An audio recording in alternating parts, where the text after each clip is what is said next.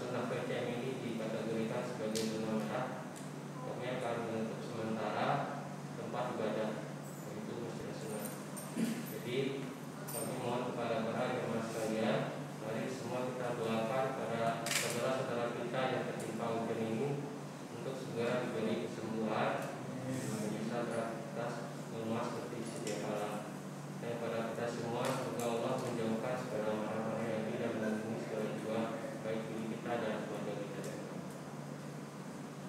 Kemudian tanpa memperpanjang mukadimah, pada Ustaz mereka kami persilakan. Assalamualaikum warahmatullahi wabarakatuh.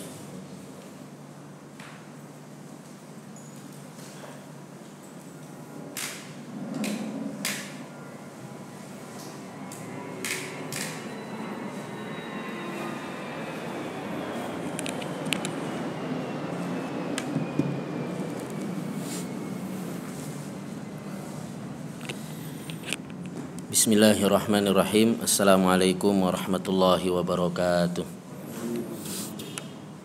Innal hamdalillahi nahmaduhu wa nasta'inuhu wa nastaghfiruh wa na'udzu billahi min syururi anfusina wa min sayyiati a'malina may yahdihillahu fala mudhillalah wa may yudlil fala hadiyalah. Asyhadu an la ilaha illallah wahdahu la syarikalah wa asyhadu anna Muhammadan abduhu wa rasuluh. Qala Allah Ta'ala ya ayyuhalladzina amanu taqullaha haqqa tuqatih wa la tamutunna illa wa antum muslimun. Ya ayyuhalladzina amanu taqullaha wa qulu qawlan sadida yuslih lakum a'malakum wa yaghfir lakum dzunubakum wa may yuti'illaha wa rasulahu faqad faza fawzan 'azima. Amma ba'd. Para jamaah yang dimuliakan oleh Allah, alhamdulillah kita bersyukur kepada Allah Subhanahu wa taala atas segala limpahan nikmat dan karunia yang Allah Subhanahu wa taala berikan kepada kita. Salawat dan salam semoga tercurahkan kepada Nabi kita Muhammad sallallahu alaihi wasallam beserta keluarganya, sahabatnya, tabi'in, tabi'ut tabi'in dan orang-orang yang senantiasa mengikuti risalahnya hingga akhir zaman.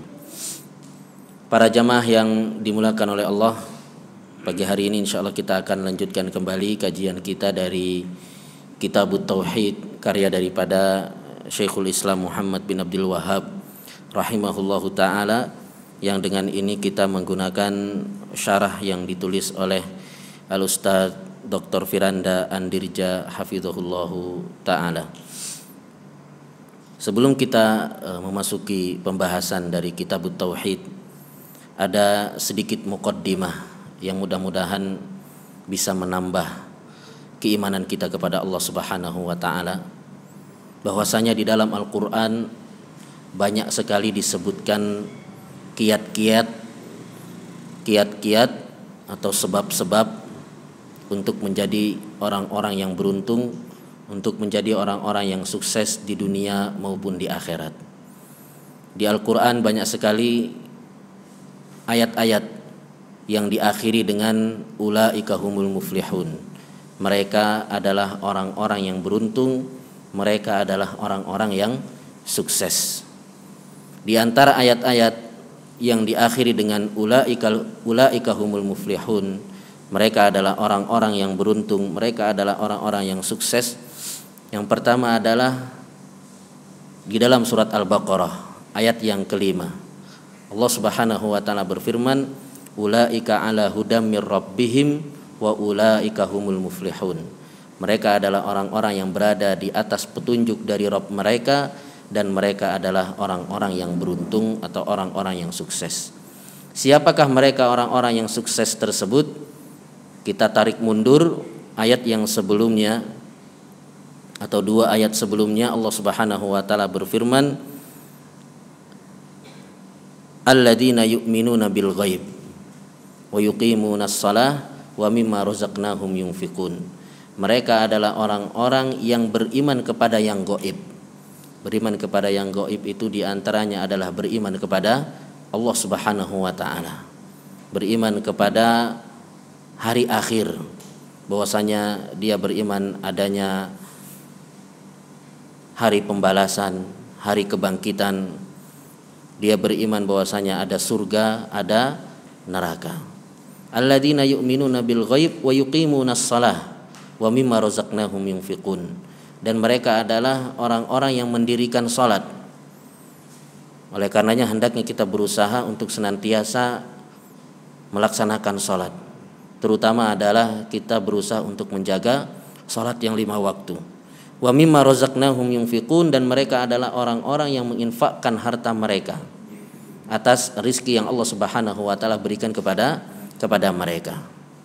Jadi inilah orang-orang yang beruntung, orang-orang yang sukses yang disebutkan dalam ayat ini, yaitu mereka-mereka yang beriman kepada yang gaib, kemudian mereka adalah orang-orang yang mendirikan salat dan juga menginfakkan harta mereka. Kemudian di antara ayat yang diakhiri dengan ulaika humul muflihun, mereka adalah orang-orang yang beruntung, mereka adalah orang-orang yang sukses, yaitu dalam surat Al-A'raf ayat yang ke-157. Allah Subhanahu wa taala berfirman, "Falladzina amanu bihi wa azzaru wa nasaru wattaba'un nural ladzi unzila ma'ah ulaika humul muflihun." Mereka adalah orang-orang yang beriman kepada nabinya sallallahu alaihi wasallam, wa azzaru memuliakannya, wa nasaru menolongnya, dan juga wattaba'un nural ladzi unzila ma'ah, yaitu mengikuti cahaya yang diturunkan kepada Nabi sallallahu alaihi wasallam, yaitu Al-Qur'an. Ulaika humul muflihun, mereka adalah orang-orang yang sukses, orang-orang yang beruntung. Orang-orang yang beruntung berikutnya adalah mereka yang beriman kepada Nabi sallallahu alaihi wasallam, yang senantiasa membela Nabi sallallahu alaihi wasallam, yang senantiasa memuliakan nabinya sallallahu alaihi wasallam. Dan beriman kepada Nabi tidak hanya sekedar mengucapkan di lisan saja, tapi beriman kepada Nabi dari makna syahadah Muhammadar Rasulullah adalah ta'atuhu fima amar, yaitu mentaati Nabi sallallahu alaihi wasallam terhadap apa yang dia perintahkan, wa tasdiquhu fima akhbar, dan membenarkan seluruh berita yang datang dari Nabi sallallahu alaihi wasallam, wajtinabu ma naha anhu wa zajar, dan menjauhi apa-apa yang dilarang oleh Nabi, wa alla ya'budallaha illa bima syara', dan tidak beribadah kepada Allah Subhanahu wa taala kecuali apa yang telah disyariatkan. Itulah makna yang benar dari syahadah Muhammadar Rasulullah, bersaksi bahwasanya Muhammad adalah utusan Allah Subhanahu wa taala. Kemudian yang berikutnya, orang-orang yang sukses yang disebutkan di dalam Al-Qur'an adalah yang Allah Subhanahu wa taala sebutkan dalam surat Al-Anfal ayat yang ke-45. Allah Subhanahu wa taala berfirman, "Wadhkurullaha katsira la'allakum tuflihun." Hendaknya kalian senantiasa banyak-banyak mengingat Allah Subhanahu wa taala. La'allakum tuflihun, agar kalian menjadi orang yang sukses, orang yang beruntung. Jadi orang-orang yang beruntung, orang-orang yang sukses adalah mereka-mereka yang senantiasa ingat kepada Allah Subhanahu wa taala, senantiasa berzikir kepada Allah Subhanahu wa taala, terutama di masa pandemi seperti ini yang qadarullah wa masya'a fa'al semakin meningkat akhir-akhir ini. Maka hendaknya kita senantiasa berzikir dan mengingat Allah Subhanahu wa taala. Kita dengan berzikir mudah-mudahan Allah Subhanahu wa taala melindungi kita. Orang yang paling bodoh adalah orang yang ketika maksiat datang malah bermaksiat kepada Allah Subhanahu wa taala. Ini sebagai teguran dari Allah Subhanahu wa taala untuk kita semua. Maka hendaknya kita senantiasa untuk mengingat Allah Subhanahu wa taala. Banyak-banyak mengingat Allah, senantiasa merasa diawasi oleh Allah Subhanahu wa taala. Ketika seorang itu merasa senantiasa diawasi oleh Allah Subhanahu wa taala, maka dia akan takut untuk mengerjakan maksiat karena dia merasa diawasi dan dilihat oleh Allah Subhanahu wa taala. Kemudian yang berikutnya yang merupakan orang-orang yang beruntung yang disebutkan dalam Al-Qur'an, yaitu dalam surat Al-A'raf ayat yang ke-69. Allah Subhanahu wa taala berfirman, "Fadhkuru ala Allahi la'allakum tuflihun." Maka hendaknya kalian senantiasa mengingat-ingat nikmat-nikmat yang Allah Subhanahu wa taala berikan kepada kalian agar kalian menjadi orang-orang yang sukses. Maka agar kita menjadi orang yang beruntung, orang yang sukses dunia dan akhirat, adalah hendaknya kita berusaha menjadi orang yang senantiasa mengingat-ingat nikmat Allah Subhanahu wa taala. Karena kebanyakan daripada manusia justru sebaliknya, yaitu mereka senantiasa cepat lupa terhadap nikmat Allah dan senantiasa mengingat-ingat musibah yang Allah Subhanahu wa taala berikan kepadanya. Benar nggak ini, Pak? Orang itu malah seringnya ingat sama apa? Musibah yang Allah Subhanahu wa taala berikan, seperti misalkan banjir. Yang diingat cuma banjirnya, padahal tidak banjirnya itu lebih lama daripada apa? Banjirnya. Banjir paling cuma semalam, banjir paling cuma sehari 2 hari, enggak banjirnya sepanjang tahun, tapi yang diingat adalah apa? Musibah yang Allah Subhanahu wa taala berikan kepadanya. Oleh karenanya hendaknya kita senantiasa mengingat-ingat nikmat Allah Subhanahu wa taala. Dengan kita sering mengingat-ingat nikmat Allah, maka kita akan menjadi orang yang bersyukur kepadanya. Maka lihatlah kepada Uwais Al-Qarni rahimahullahu taala, seorang tabi'in terbaik yang disabdakan oleh Nabi sallallahu alaihi wasallam, khairut tabi'in Uwais Al-Qarni, sebaik-baik tabi'in adalah Uwais Al-Qarni. Yang mana dia sebenarnya punya kesempatan untuk apa? Menjadi sahabat Nabi sallallahu alaihi wasallam, hidup di zaman Nabi. Akan tetapi dia tinggal di Yaman. Dia ingin bertemu dengan Nabi, menjadi sahabat, syaratnya harus apa? Melihat Nabi sallallahu alaihi wasallam atau bertemu dengan Nabi sallallahu alaihi wasallam. Dia punya kesempatan itu, namun dia tidak lakukan karena demi baktinya dia kepada orang tuanya. Uwais Al-Qarni rahimahullahu taala diuji oleh Allah Subhanahu wa taala dengan penyakit baros di sekujur tubuhnya, yaitu putih, ya, kulitnya apa? Putih di sekujur tubuhnya. Maka dia berdoa kepada Allah Subhanahu wa taala agar diberikan kesembuhan. Akan tetapi dia minta kecuali di bagian pusar sebesar dirham, sebesar sekeping dirham. Itu tidak disembuhkan. Kenapa dia minta supaya tidak disembuhkan sekeping dirham? Supaya dia senantiasa apa? Ingat bahwasanya dia dahulu adalah orang yang pernah diuji oleh Allah Subhanahu wa taala dengan penyakit baros, supaya dia senantiasa ingat dengan nikmat-nikmat yang Allah Subhanahu wa taala berikan kepadanya. Maka apabila kita hendak menjadi orang yang beruntung, orang yang sukses dunia dan akhirat, maka hendaknya kita senantiasa untuk mengingat-ingat nikmat Allah Subhanahu wa taala. Makanya Allah Subhanahu wa taala berfirman dalam akhir surat Ad-Duha, wa amma bi ni'mati rabbika fahaddits. Adapun terhadap nikmat Rabbmu maka ceritakanlah. Di antara maksud daripada ayat ini adalah kita senantiasa mengingat-ingat nikmat Allah Subhanahu wa taala. Dengan kita ceritakan nikmat yang Allah Subhanahu wa taala berikan kepada kita, itu menunjukkan kita apa? Senantiasa ingat terhadap nikmat yang Allah Subhanahu wa taala berikan kepada kita. Namun kita ceritakan nikmat tersebut hanya kepada orang-orang yang kita percayai. Yang apabila kita ceritakan nikmat tersebut kepadanya, dia tidak akan apa? Hasad, iri dan dengki. Karena apabila dia hasad sama kita, iri sama kita, maka bisa jadi nikmat tersebut malah hilang dari kita.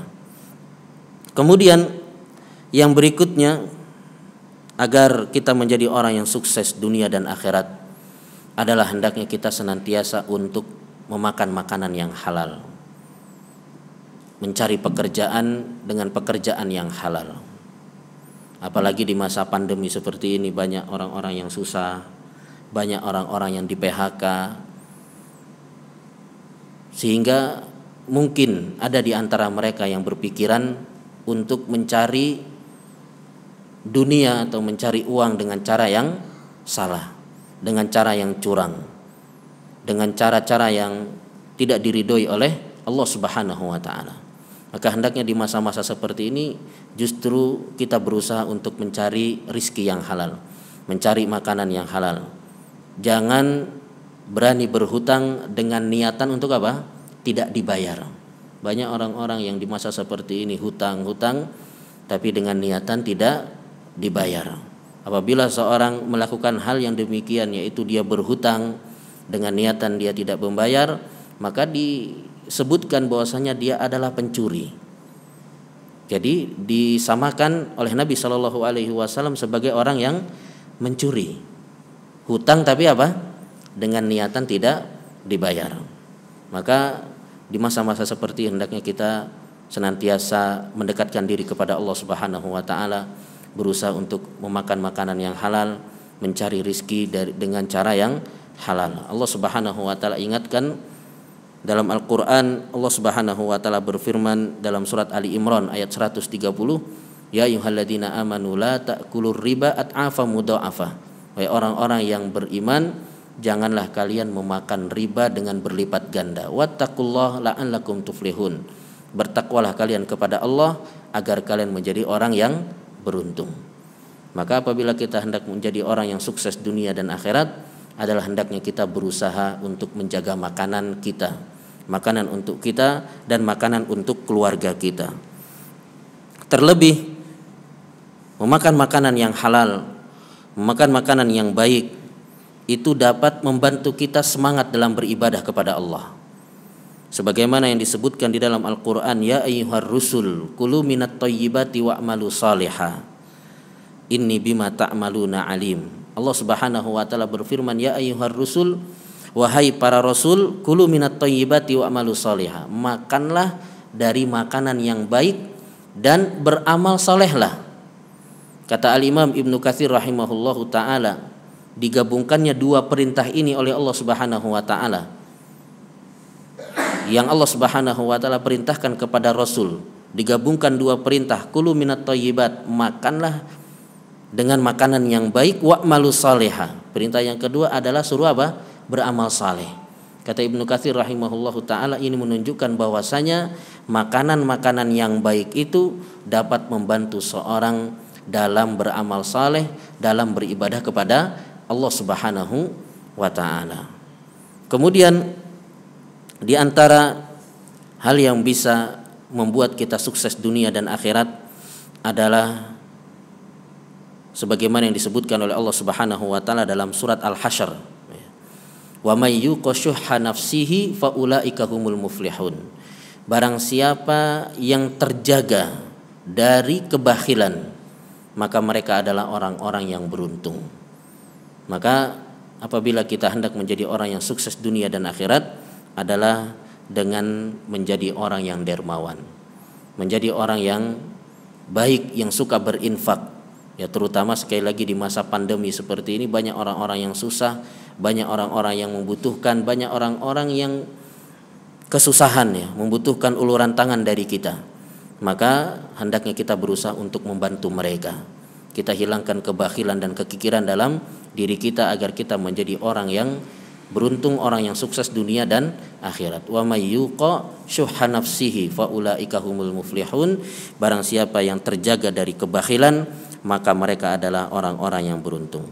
Dan yang terakhir, apabila kita hendak menjadi orang yang sukses dunia dan akhirat, adalah hendaknya kita berusaha untuk membersihkan hati kita. Sebagaimana yang difirmankan oleh Allah dalam surat Asy-Syams, qad aflaha man zakkaha. Sungguh beruntung orang-orang yang membersihkan jiwanya, yang membersihkan hatinya, yaitu dia bersihkan dari kesyirikan, dia bersihkan dari hasad, iri, dengki, dia bersihkan hatinya dari segala kotoran. Dan orang yang diterima oleh Allah Subhanahu wa taala pada hari kiamat adalah yang datang dengan keadaan hati yang bersih. Sebagaimana Allah berfirman, yauma la yanfa'u malun wala banun illa man atallaha biqalbin salim. Pada hari tidak ada gunanya harta dan juga anak-anak kecuali yang datang kepada Allah Subhanahu wa taala dengan hati yang selamat. Dan disebutkan bahwasanya Abu Bakar As-Siddiq radhiyallahu an bisa mengungguli sahabat-sahabat yang lain. Bahkan disebutkan bahwasanya apabila iman Abu Bakar itu diletakkan di satu timbangan dan iman seluruh manusia kecuali para nabi dan rasul diletakkan di sisi timbangan yang lain, masih beratan yang mana? Imannya Abu Bakar As-Siddiq radhiyallahu an. Padahal kata Bakar Al-Muzani rahimahullahu taala, ma sabaqahum Abu Bakrin bi kasratis siyami wala shalah. Abu Bakar bisa mengungguli mereka semua itu bukan karena banyaknya puasa dan banyaknya salat yang dikerjakan oleh Abu Bakar. Mungkin ada sahabat lain yang lebih banyak puasanya daripada Abu Bakar. Mungkin ada sahabat yang lain yang salatnya itu lebih banyak daripada Abu Bakar As-Siddiq radhiyallahu an. Sehingga disebutkan bahwasanya Abu Bakar mengungguli mereka itu bukan dengan banyaknya puasa dan salat, akan tetapi Abu Bakar bisa mengungguli mereka itu dengan apa yang terpatri di dalam hatinya. Artinya Abu Bakar As-Siddiq radhiyallahu an adalah seorang yang senantiasa menjaga hatinya, orang yang senantiasa menjaga apa? Keikhlasannya kepada Allah Subhanahu wa taala. Makanya ketika Abu Bakar datang kepada Nabi sallallahu alaihi wasallam menyerahkan seluruh hartanya, ditanya oleh Nabi, "Apa yang kau tinggalkan untuk keluargamu?" Maka Abu Bakar mengatakan, "Yang aku tinggalkan untuk keluargaku adalah apa? Allah dan Rasulnya." Menunjukkan akan sangat kuatnya tawakal daripada Abu Bakar As-Siddiq radhiyallahu an. Dan tawakal merupakan ibadah hati. Oleh karenanya ketika ada sahabat yang lain yang mengerjakan perkara yang sama dengan Abu Bakar, menyedekahkan, menginfakkan seluruh hartanya, tidak diterima oleh Nabi Shallallahu Alaihi Wasallam. Karena bisa jadi nanti di belakang apa? Menyesal. Seperti kita habis transfer sekian puluh juta, habis itu nyesal, benar nggak Pak? Aduh, kebanyakan. Apalagi istri ngomel-ngomel di belakang. Berapa Pak? 100 juta, astagfirullah, malah istighfar. Kebanyakan, masih banyak kebutuhan kita, belum bayar ini, bayar itu. Ya, tapi Abu Bakar As-Siddiq radhiyallahu an diketahui oleh Nabi Shallallahu Alaihi Wasallam memiliki tawakal yang luar biasa, maka diterima sedekahnya oleh Nabi Shallallahu Alaihi Wasallam. Itulah diantara yang disebutkan di dalam Al-Quran agar kita menjadi orang-orang yang sukses dunia dan akhirat dan menjadi orang-orang yang beruntung. Tapi para jamaah yang dimuliakan oleh Allah, kita masuk ke pembahasan inti kita, yaitu dari Kitabut Tauhid. Kita masuk ke bab yang ke-28, yaitu qala rahimahullah bab maja'a fit tanjim. Bab tentang ilmu perbintangan. Disebutkan dalam kitab ini bahwasanya ilmu perbintangan itu terbagi menjadi dua. Yang pertama adalah ilmu ta'thir dan yang kedua adalah ilmu tasyir. Ilmu perbintangan ada dua. Yang pertama ilmu ta'thir dan yang kedua adalah ilmu at-tasyir. Ilmu ta'thir itu artinya adalah yang memberikan pengaruh. Adapun tasyir itu artinya adalah petunjuk jalan. Ilmu perbintangan yang pertama yaitu ilmu ta'thir.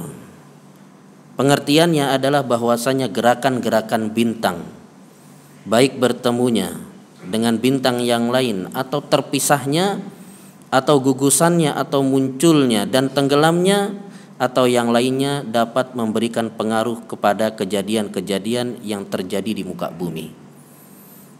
Jadi ilmu perbintangan yang ta'thir yang pertama ini adalah bahwasanya pergerakan-pergerakan bintang bertemu dan berpisahnya, gugusan-gugusannya muncul dan hilangnya atau yang lainnya, itu memberikan pengaruh pada kejadian-kejadian yang ada di muka bumi.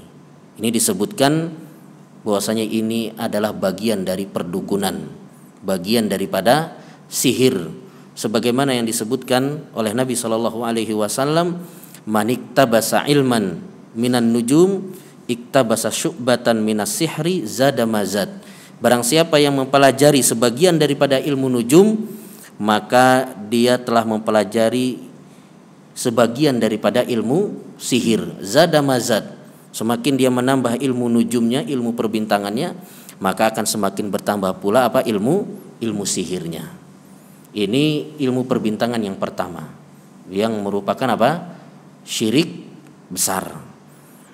Dan ilmu perbintangan ini disebutkan ada dua.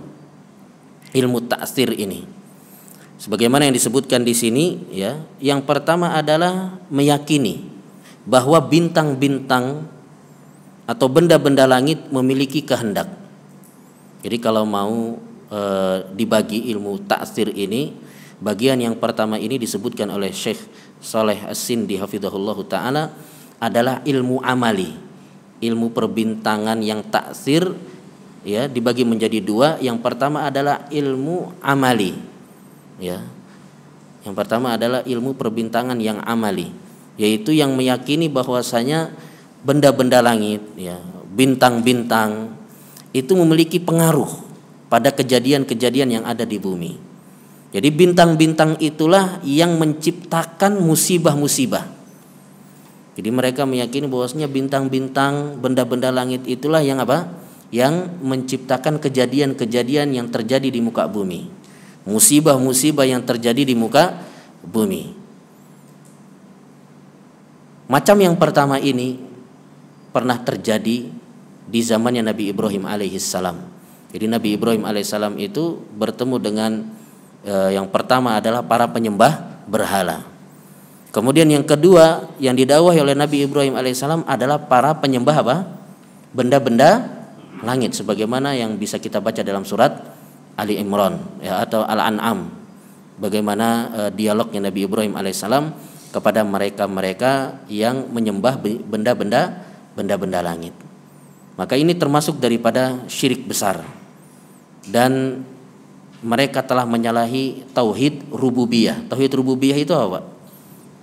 Bahwasanya meyakini bahwasanya yang mengatur alam ini hanya siapa? Allah Subhanahu wa taala. Kalau dia meyakini bintang-bintang yang mengatur alam ini, kejadian-kejadian yang terjadi di muka bumi ini, dia yakini bahwasanya itu adalah dari kehendak bintang-bintang atau benda-benda langit, maka dia telah menyekutukan Allah dari sisi apa? Tauhid rububiyah. Padahal yang benar bahwasanya bintang-bintang, bulan, matahari itu semuanya diatur oleh Allah Subhanahu wa taala. Mereka semuanya itu tunduk kepada Allah Subhanahu wa taala. Sebagaimana Allah berfirman dalam surat Al-A'raf ayat yang ke-54, wasyamsa wal qamara wan nujuma musakhkharatin bi amri.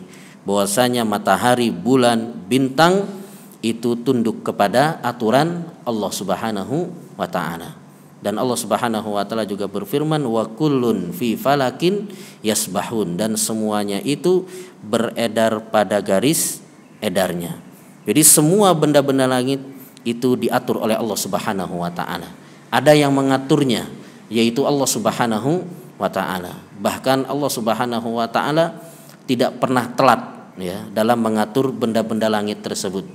Seperti berputarnya ya matahari, bulan, ya, silih berganti siang dan malam, itu nggak pernah telat. Matahari nggak pernah telat apa? Muncul. Tidak sebagaimana kita yang sering lupa matiin lampu teras, benar nggak Pak? Kalau kita kan manusia, kecuali yang punya apa?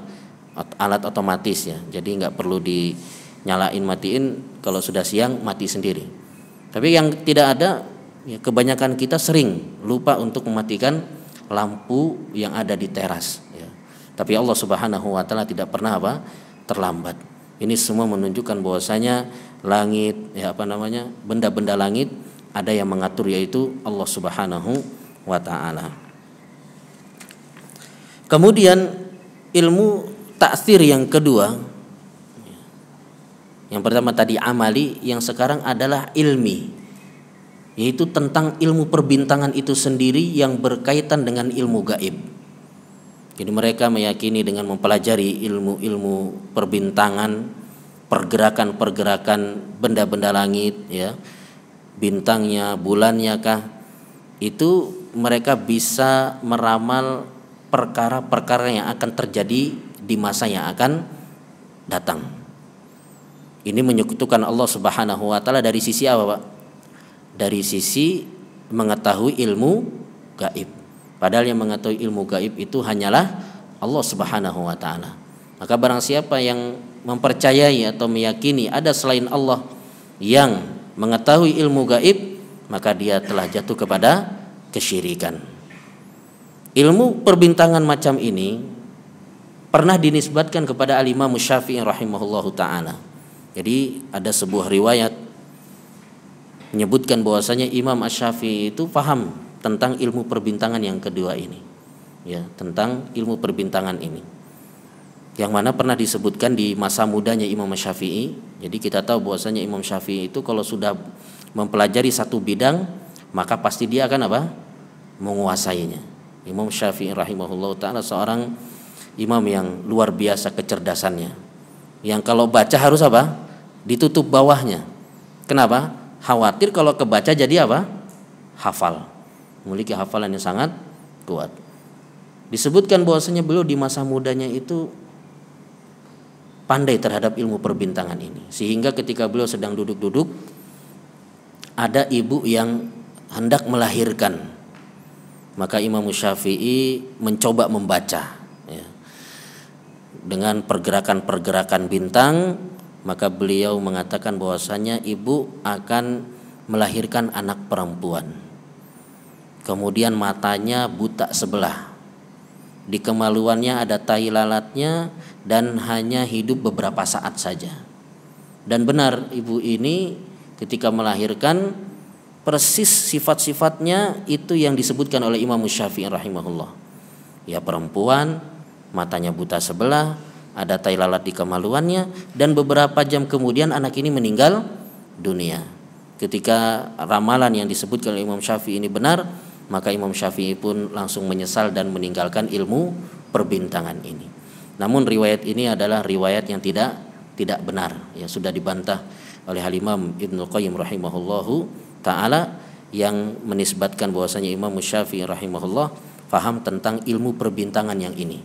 Adapun tentang ilmu perbintangan yang lain yang akan kita bicarakan, yaitu tahu ya dari ilmu bintang itu tahu arah kiblat, maka itu benar bahwasanya Imam Syafi'i rahimahullah di antara yang faham tentang ilmu perbintangan tersebut. Kemudian jamaah yang dimuliakan oleh Allah, ilmu perbintangan ini itu banyak tersebar di negeri kita ini, yaitu tentang ramalan-ramalan seperti apa? Zodiak. Benar nggak Pak? Masih ada nggak yang paham, yang percaya terhadap zodiak? Masih ada nggak? Ya, masih banyak ya. Masih banyak mungkin orang-orang yang percaya dengan ini. Saya sempat searching ya Google orang-orang yang percaya. Itu sampai ada olahraga yang sesuai dengan apa? Zodiaknya. Kalau zodiaknya ini, olahraganya ini ya. Tapi cuma baca judul, nggak baca isi di dalamnya. Hanya sekedar ingin tahu tentang seputar masalah zodiak. Karena apabila seorang itu dia baca zodiaknya, misalkan apa zodiaknya, Leo kah atau apakah, sekedar baca aja ingin tahu, itu sudah apa? Seperti mendatangi dukun yang sholatnya tidak diterima selama apa? 40 hari. Jadi hanya sekedar penasaran ini apa ya. Kemudian diklik, dibaca. Oh, nasib saya begini. Enggak percaya, cuma ya ingin baca aja, ingin tahu. Itu sudah apa? Seperti mendatangi dukun yang sholatnya tidak diterima selama 40 hari. Kalau sampai mempercayainya, maka bisa apa? Kufur, bisa keluar daripada Islam. Maka ini hendaknya diperhatikan. Jangan sampai kita membuka zodiak kemudian ya, mempercayainya ya, sehingga membuat seorang kufur, keluar daripada Islam. Ya, sebagian orang mungkin mau menikah ya, ketika mau menikah itu ditanya dulu zodiaknya apa? Oh, ini nasibnya nanti bisa apa? Sial kalau nikah sama kamu. Melarat, miskin, 7 turunan. Nah, akhirnya apa? Tidak jadi menikah. Maka ini tidak dibenarkan, dan apabila mempercayainya bisa keluar daripada Islam. Tapi para jamaah yang dimuliakan oleh Allah, yang berikutnya ilmu perbintangan yang kedua adalah ilmu at-tasyir, yaitu petunjuk jalan. Pengertiannya adalah bahwasanya lokasi-lokasi bintang membantu untuk menunjukkan arah atau musim tertentu. Maka ilmu ini diperbolehkan. Kalau hanya sekedar daripada mempelajari ilmu-ilmu ini, itu kita bisa tahu arah, bisa tahu ya akan sebentar lagi musim dingin, sebentar lagi musim panas, dengan mempelajari apa? Ilmu-ilmu perbintangan ini. Kalau ada gugus atau rasi bintang ini, berarti ini menunjukkan arah utara. Kalau ada rasi bintang ini berarti menunjukkan arah selatan, maka ilmu yang seperti ini diperbolehkan, sebagaimana Allah Subhanahu wa taala berfirman, "Huwallazi ja'ala asy-syamsa diya'an wal qamara nura wa qaddarahu manazila lita'lamu adadas sinina wal hisab." Dialah yang menjadikan matahari bersinar dan bulan bercahaya, dan dialah yang menetapkan tempat-tempat orbitnya agar kamu mengetahui bilangan tahun dan perhitungan waktu. Di ayat yang lain Allah Subhanahu wa taala berfirman, wal qamara qaddarnahu manazila hatta ada kal urjunil qadim. Dan telah kami tetapkan tempat peredaran bagi bulan, sehingga setelah ia sampai ke tempat peredaran yang terakhir, kembalilah ia seperti bentuk tandan yang tua. Apa maksudnya bulan kembali seperti bentuk tandan yang tua? Yaitu misalkan seperti apa? Al-urjun itu adalah tangkai kurma yang berisi kurma-kurma muda. Dia sudah bengkok, semakin tua kurmanya semakin apa? Berat, sehingga melengkung seperti apa? Bulan sabit. Artinya bulan itu ketika dia sudah sampai ujungnya, dia akan kembali apa? Kembali hilang dan muncul seperti bulan sabit. Ini tentang posisi-posisi bulan ya, yang bisa dipakai untuk mengetahui hitungan-hitungan tertentu yang bermanfaat. Adapun tentang bintang, Allah Subhanahu wa taala berfirman dalam surat An-Nahl ayat yang ke-16. Wa alamat wa bin najmi hum yahtadun. Dan dia menciptakan tanda-tanda petunjuk jalan, dan dengan bintang-bintang mereka mendapat petunjuk. Jadi ini semua dalil ya yang menunjukkan bahwasanya mempelajari ilmu ini itu apa? Diperbolehkan. Mempelajari ilmu ya perbintangan, benda-benda langit, dari bulan dia tahu perhitungan bulan, perhitungan waktu. Adapun dengan bintang mereka bisa mengetahui arah jalan. Maka ini adalah ilmu-ilmu yang bermanfaat yang boleh dipelajari. Dan ini semua menunjukkan bahwasanya benda-benda langit itu ya diciptakan oleh Allah Subhanahu wa taala dengan aturan yang tidak berubah. Jadi dia terus berputar ya. Kapan berubah pergerakan daripada benda-benda langit? Itu nanti pada hari kiamat ya. Maka bulan tidak lagi bercahaya, bintang-bintang berjatuhan, dan langit digulung oleh Allah Subhanahu wa taala. Taib jamaah yang dimuliakan oleh Allah, kita masuk ke dalil-dalil yang disebutkan oleh penulis. Yang pertama adalah yang diriwayatkan oleh Al-Imam Al-Bukhari rahimahullahu taala. Beliau meriwayatkan dalam kitab sahihnya dari Qatadah. Qatadah adalah seorang tabi'in yang wafat pada tahun 118 Hijriah. Qatadah bin Di'amah As-Sadusi rahimahullahu taala. Bahwasanya Qatadah rahimahullahu taala pernah berkata, "Khalaqallahu hadhihin nujum li salas." Allah Subhanahu wa taala menciptakan bintang-bintang itu untuk tiga keadaan. Yang pertama adalah zinatan lis-sama, sebagai perhiasan untuk langit.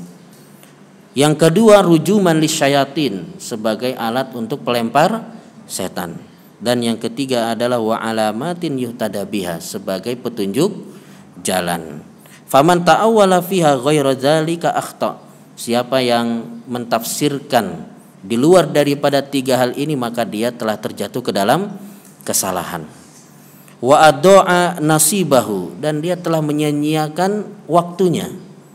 Artinya orang yang mempelajari ilmu perbintangan di luar daripada tiga hal ini, maka dia telah membuang-buang waktunya dan membebani dirinya dia pada hal yang di luar batas pengetahuannya. Jadi menurut Imam Qatadah rahimahullahu taala, bahwasanya bintang itu ya ada tiga fungsi. Yang mana apa yang beliau ucapkan ini memang berdasarkan dalil-dalil dari Al-Qur'an dan hadis. Berdasarkan dalil-dalil yang ada dalam Al-Qur'an. Yang pertama, bahwasanya bintang itu Allah Subhanahu wa taala ciptakan sebagai hiasan langit. Ini sebagaimana yang Allah Subhanahu wa taala firmankan dalam surat Al-Mulk ayat yang kelima. Walaqad zayyana as-samaa ad-dunya bimasabih. Kami telah menghiasi langit dengan bintang-bintang. Jadi kalau kita lihat langit di malam hari, kalau nggak ada bintangnya itu ya seperti kurang indah. Tapi kalau bintangnya banyak ya berkelip-kelip, maka akan semakin menambah keindahan dari langit. Kemudian yang kedua, fungsi daripada bintang tersebut adalah sebagai alat pelempar setan. Di antara dalilnya adalah lanjutan daripada surat Al-Mulk ayat yang kelima ini. Walaqad zayyana sama'ad dunya bimasabiha wa ja'alnaha rujuman lisyayatin, dan kami jadikan sebagai alat pelempar setan. Yang kita tahu bahwasanya ya setan-setan itu mencuri berita di langit. Yang mana setan-setan ketika mencuri berita di langit itu ada 3 keadaan yang sebagaimana pernah kita sampaikan. Yang pertama itu terjadi di zaman sebelum diutusnya Nabi Shallallahu Alaihi Wasallam. Pencurian setan berita-berita dari langit di zaman sebelum Nabi ini sering. Bahkan apa? Bahkan dukun-dukun di masa sebelum datangnya Nabi itu sering benar. Sering apa? Sering benarnya. Maka di antara yang meramal bahwasanya nanti pada hari ini akan lahir seorang apa? Seorang nabi. Itu Nabi Shallallahu Alaihi Wasallam akan diutus. Itu juga sudah diketahui oleh apa? Para dukun. Jadi para dukun ya di masa itu sering benar. Ya, apa namanya? Apa yang mereka sampaikan itu sering benar karena ketika itu setan sering mencuri berita dari langit. Kemudian yang kedua adalah di masa ketika Nabi Shallallahu Alaihi Wasallam diutus. Ketika Nabi Shallallahu Alaihi Wasallam diutus, itu nggak ada yang bisa mencuri apa berita dari langit. Ditutup oleh Allah Subhanahu Wa Taala, benar-benar ditutup oleh Allah supaya apa? Supaya tidak tercampur antara wahyu dengan apa yang disampaikan oleh para dukun. Kemudian yang ketiga adalah di masa setelah Nabi Shallallahu Alaihi Wasallam wafat. Di masa setelah Nabi Shallallahu Alaihi Wasallam wafat seperti ini itu jarang ya. Hampir-hampir mustahil setan bisa mencuri berita dari langit. Namun bisa, ya tapi apa?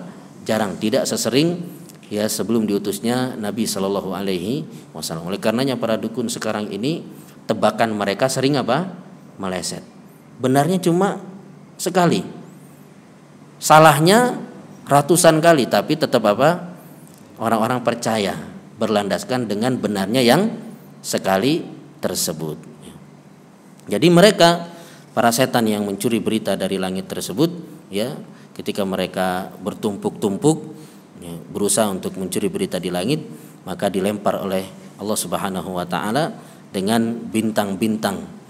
Tapi di sini disebutkan ya bintang tersebut tetap pada garisnya, tidak keluar.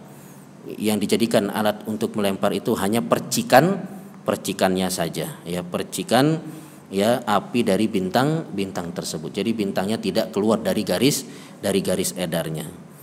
Kemudian yang ketiga, ya, fungsi daripada diciptakannya bintang-bintang itu adalah sebagai tanda-tanda suatu arah atau musim.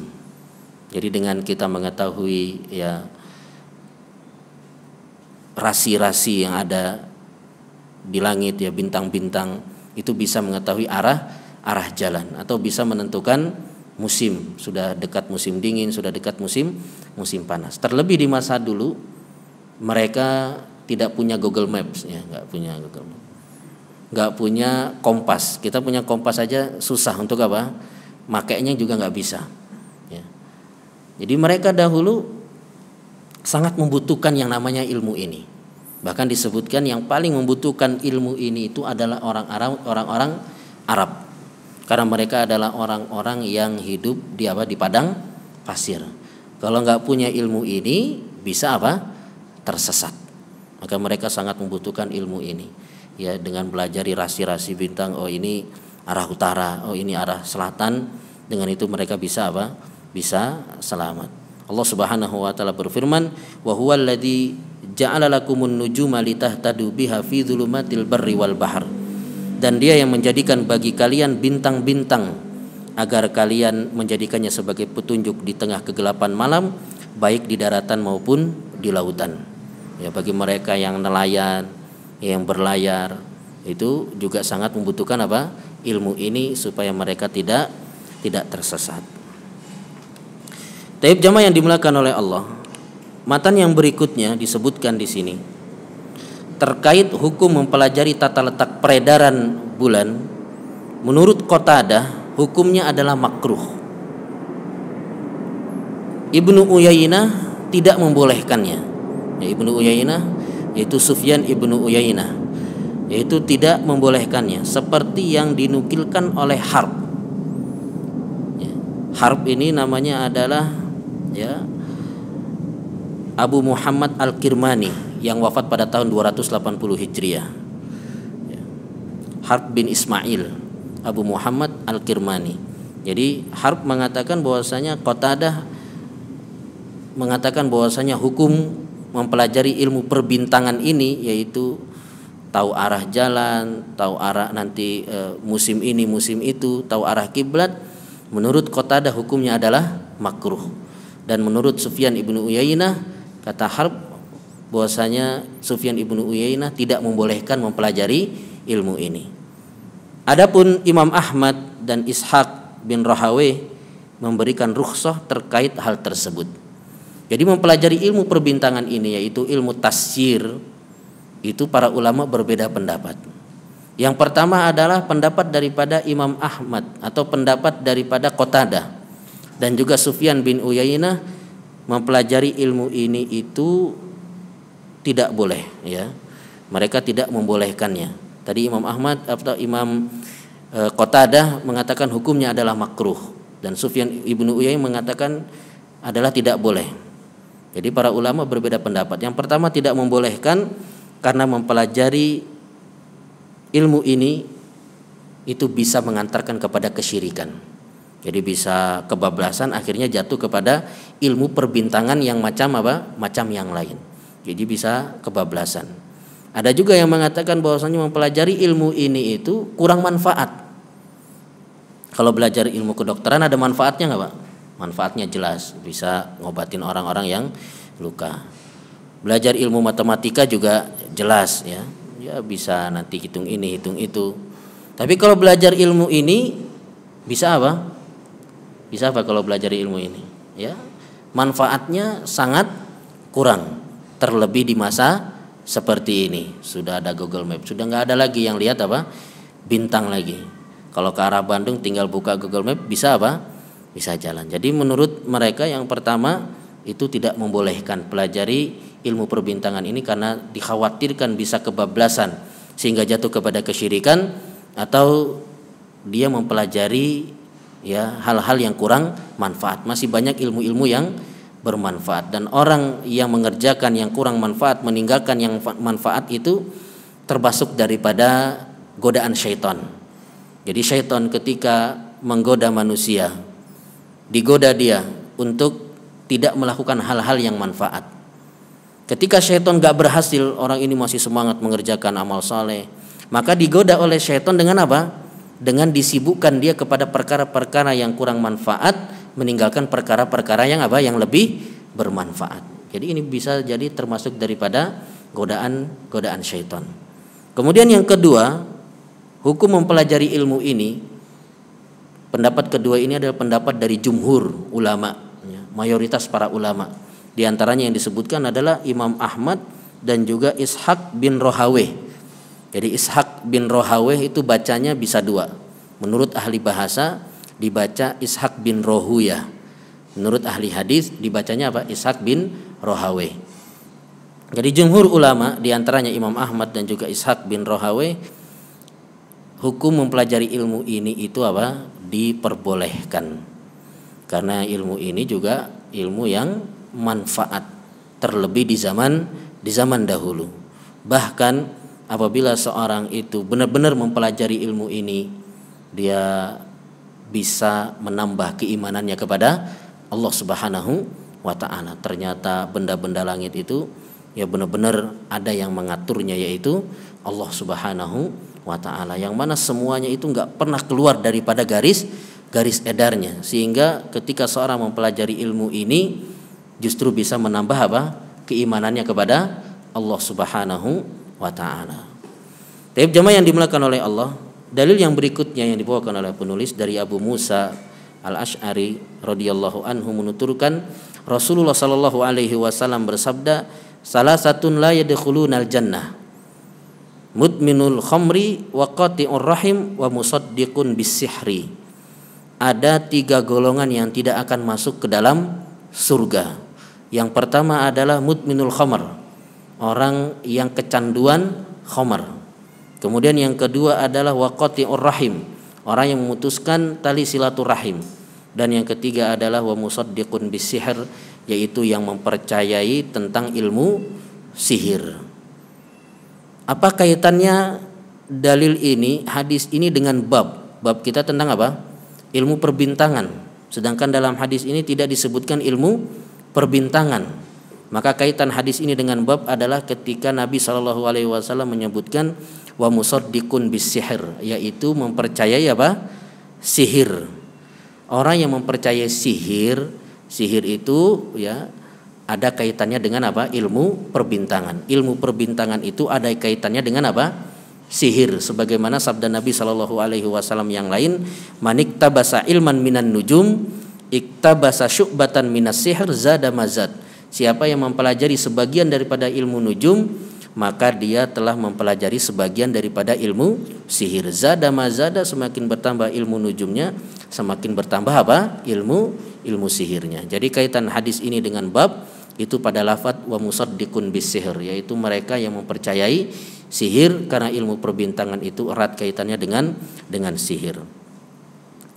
Dan di sini disebutkan oleh Ustadz Firanda Andirja hafizahullah taala kelanjutan dari hadisnya. Kelanjutan dari hadisnya adalah waman mata mutminanil khamri, siapa yang mati dalam keadaan kecanduan khamr, saqahullahu azza wa jalla min nahril gutah, maka Allah Subhanahu wa taala akan memberinya minum dari sungai Gutah. Para sahabat bertanya, apa sungai Gutah itu wahai Rasulullah? Maka Nabi SAW bersabda, nahrun yajri min furujil mumisat yu'zi ahlan nari rihu furujihim. Sungai Gutah itu adalah sungai yang sumbernya dari kemaluannya apa? Kemaluan wanita pezina. Jadi sumber air dari sungai Gutah itu adalah dari kemaluan ya wanita pezina, yang mana penghuni neraka itu terganggu, tersiksa dengan apa? Dengan baunya. Itu ancaman bagi mereka yang kecanduan apa? Khamr, yang mereka tidak bertobat kepada Allah Subhanahu wa taala sebelum kematiannya.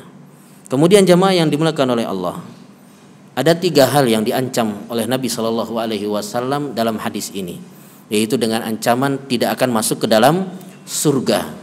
Apa maksud tidak dimasukkan ke dalam surga? Ya. Salah satu la yadkhulunal jannah. Ada 3 golongan yang tidak dimasukkan ke dalam surga. 3 golongan ini, yang pertama kecanduan khamr, kemudian yang kedua adalah memutuskan tali silaturahim, dan yang ketiga adalah apa? Mempercayai sihir.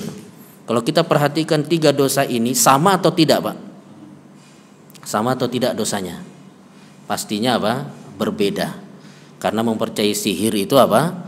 Sebuah kesyirikan yang membuat pelakunya kekal di dalam neraka. Adapun kecanduan khamr itu adalah sebuah maksiat daripada dosa besar yang membuat pelakunya apa? Tahta masyiatillah. Bisa jadi Allah maafkan, bisa jadi Allah apa? Akan mengazab.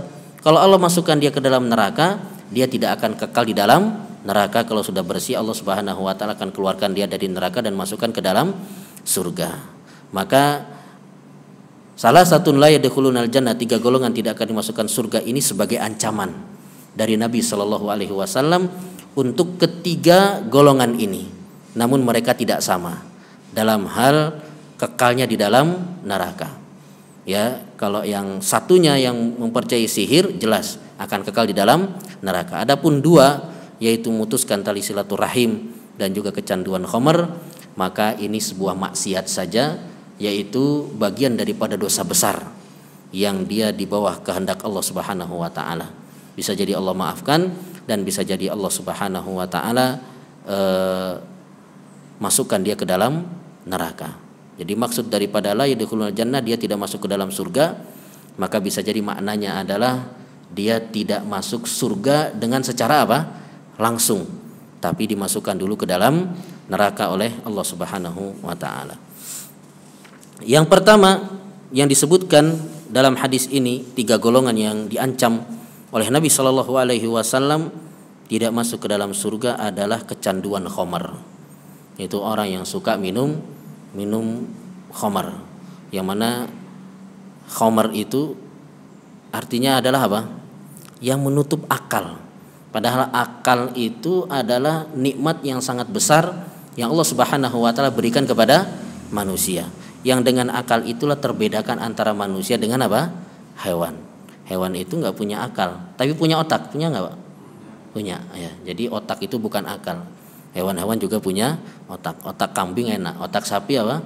Enak. Tapi mereka tidak punya akal. Tapi manusia Allah Subhanahu wa taala berikan nikmat yang besar, yaitu punya akal. Dengan itu manusia bisa membedakan antara yang baik dengan yang buruk.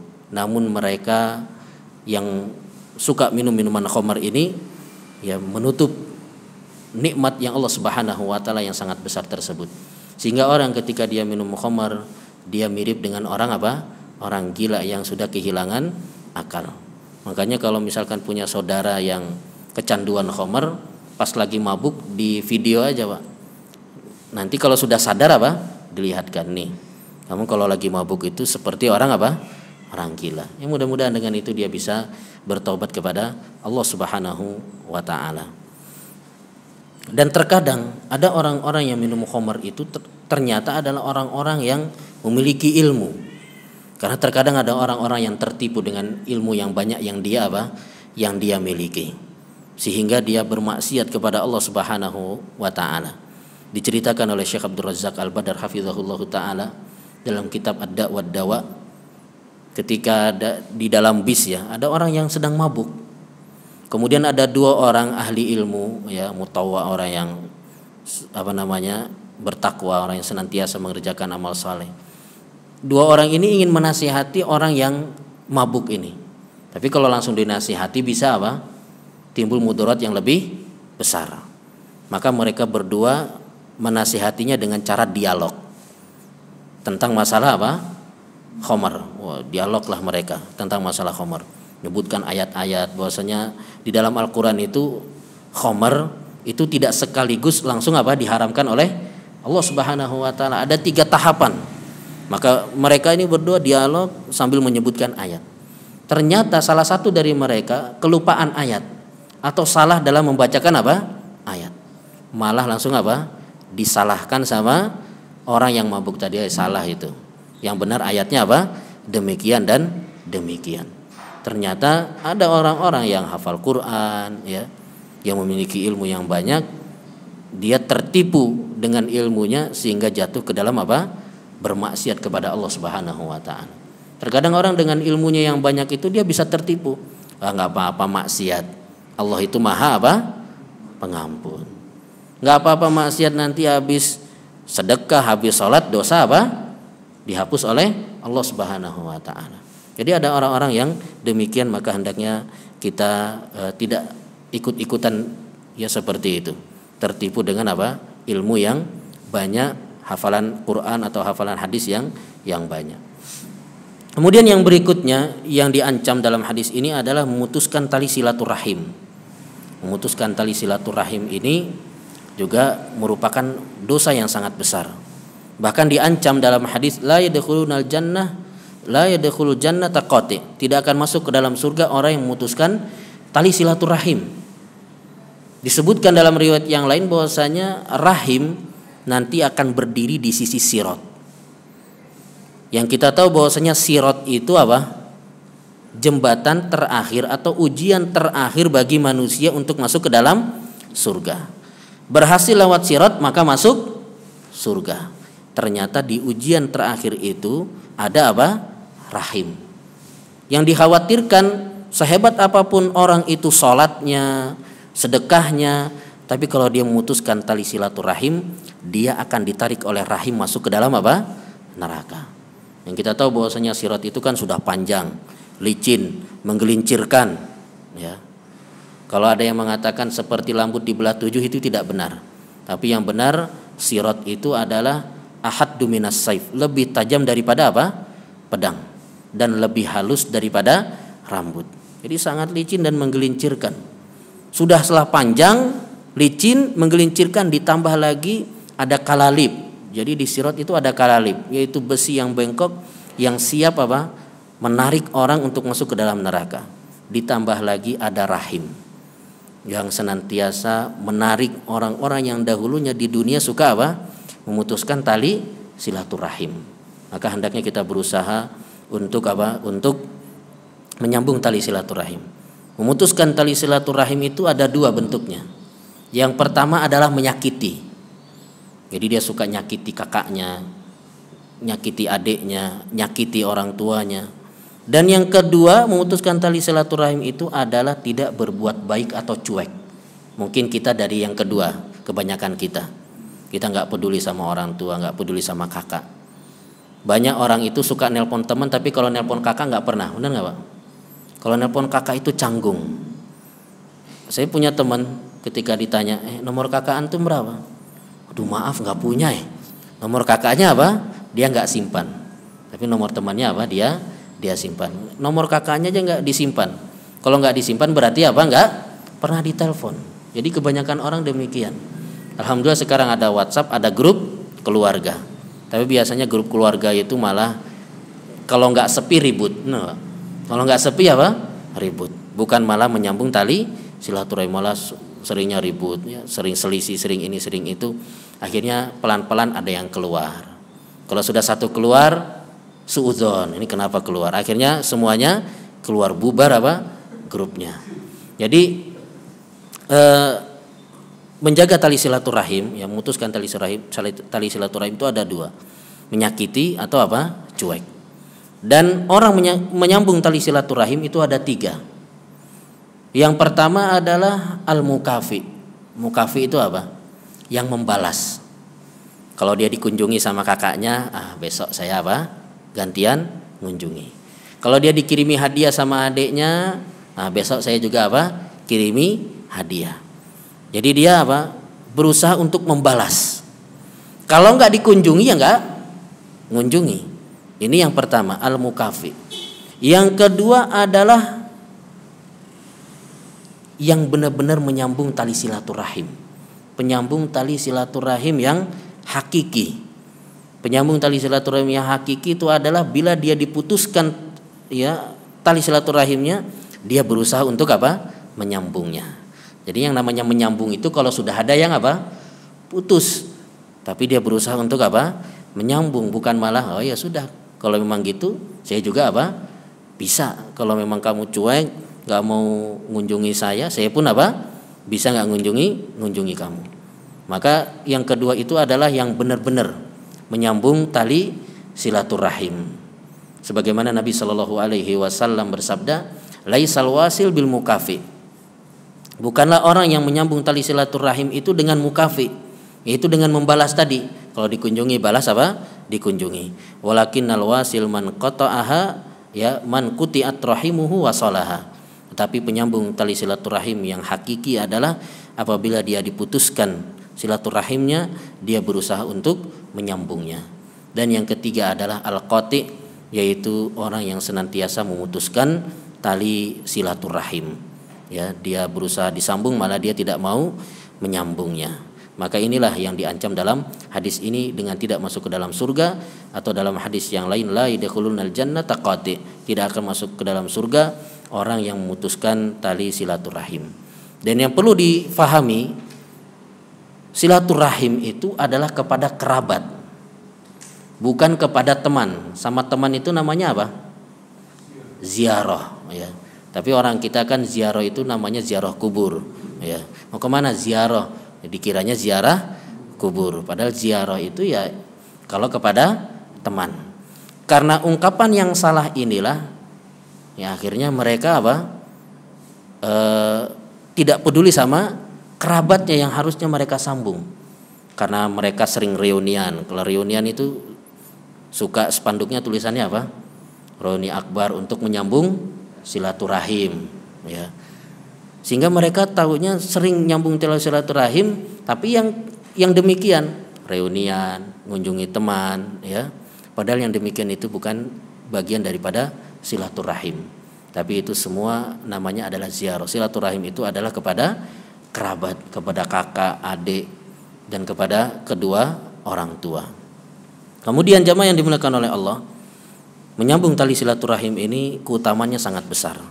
Yang disebutkan dalam hadis Nabi Shallallahu Alaihi Wasallam, barang siapa yang ingin dipanjangkan umurnya dan diluaskan rizkinya, maka hendaknya dia menyambung tali silaturahim.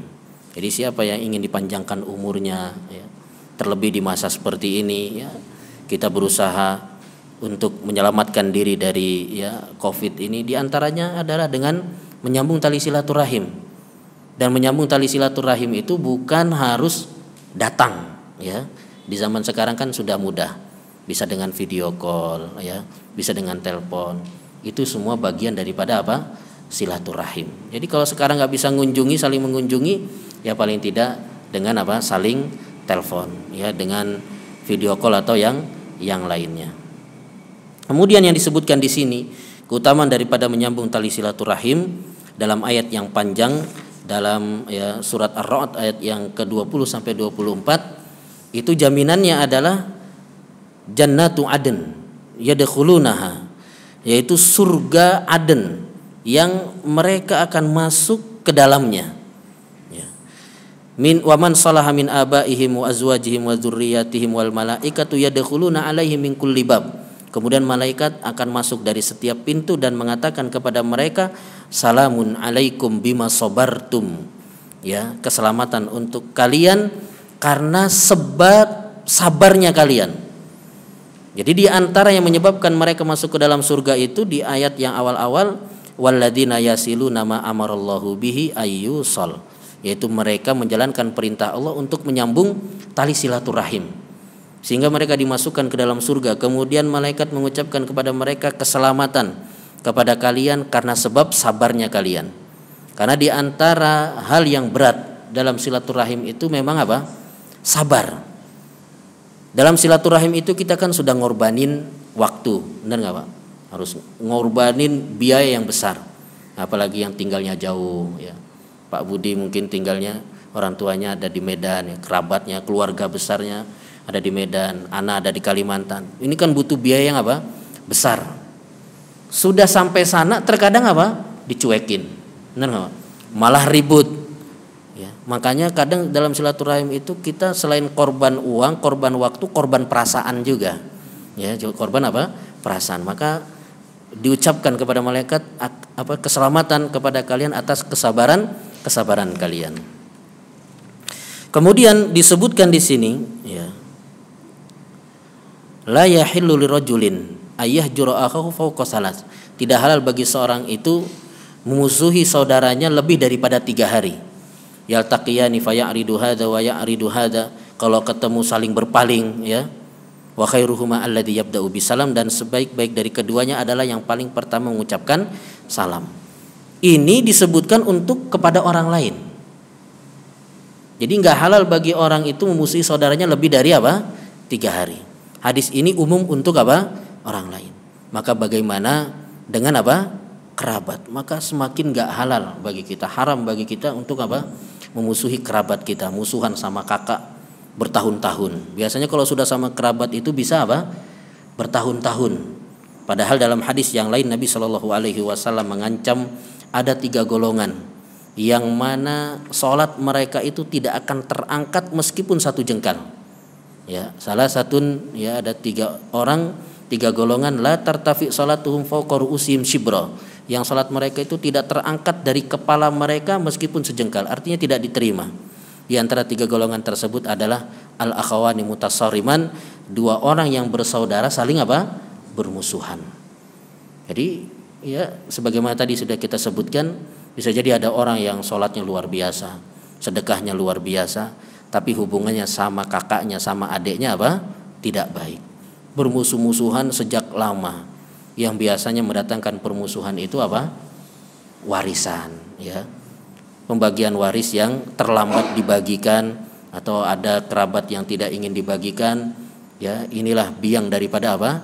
Permusuhan, yang dari situ permusuhannya tidak sebentar. Bukan hanya 3 hari, tapi bisa apa? Bertahun-tahun, ya, bahkan sampai dibawa mati. Wal iyadzubillah, Allahul musta'an. Ya, ini yang bisa disampaikan pada kesempatan pagi hari ini. Mudah-mudahan apa yang disampaikan ini bermanfaat bagi kita semua. Kalau ada yang mau bertanya, ya, dipersilahkan.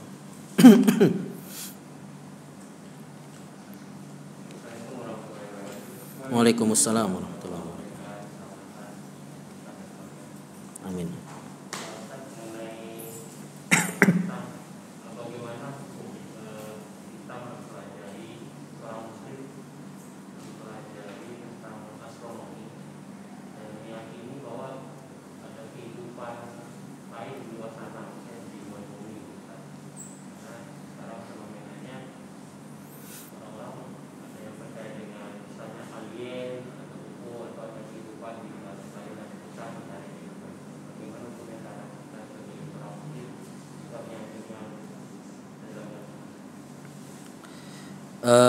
Wallahu ta'ala alam, ya, tentang orang yang seperti ini yang mempelajari ilmu-ilmu seperti ini sehingga meyakini adanya UFO, alien, ya.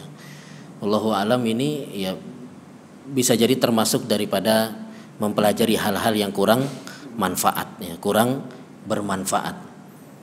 Adapun meyakini keberadaannya, wallahu alam, ya, saya juga tidak mempelajari ilmu ini, apakah benar ada kehidupan di planet lain, adakah yang seperti ini, ya, wallahu alam. Kalau mereka hanya mengada-ngada, berarti mereka apa?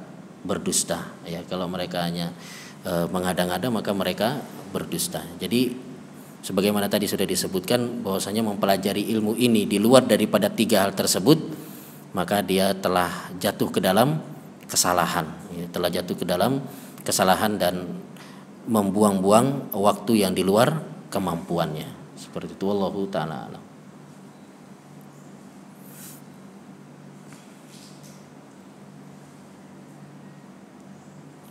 Ada lagi, Pak?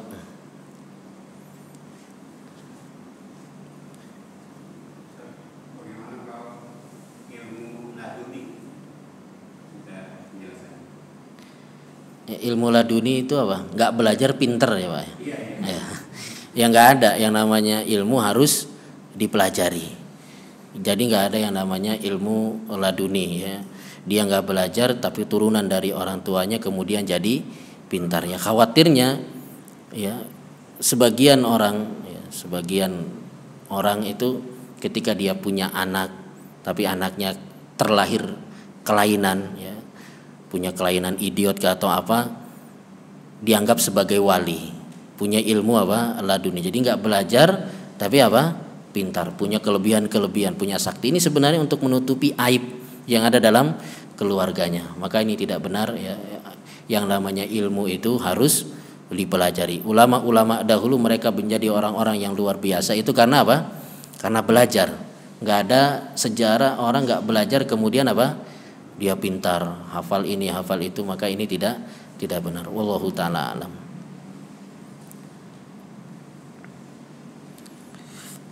Cukup ya, Pak, ya. Sudah agak siang, kita akhiri kajian kita kali ini dengan doa kafaratul majelis. Subhanakallahumma wa bihamdik asyhadu an la ilaha illa anta astaghfiruka wa atubu ilaik. Wassalamualaikum warahmatullahi wabarakatuh.